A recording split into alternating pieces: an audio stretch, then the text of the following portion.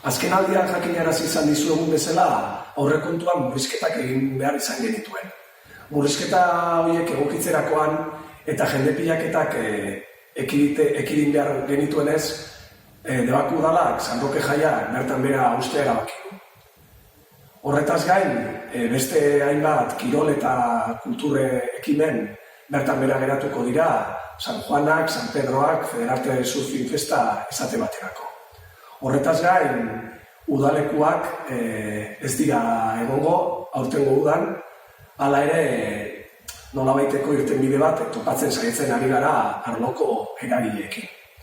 Hortaz, aurtengo uda eta jaiak beste modu batera bizi beharko ditugu eta hori irtenbidea topatzeko asmoz, ordezkari politiko eta eragileekin lanketa egingo dugu.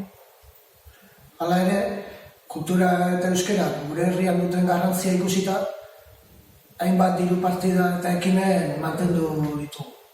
Euskal arloan, Debako Euskararen Historia Sozialaren proiektuari jarraipen emango diogu, Tene Maugika beka, gozatu 6 aldi programa, Euskararen transmisiorako eragile ematen zaien laguntza, eta baita ere kultur arloan hainbat ekimen mantendu ditugu.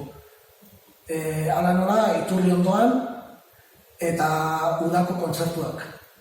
Hemendik aurrera, eragileekin batera, hainbat ekintza programatu eta herria beti bezala bizia mantentzea izango da gure helburua.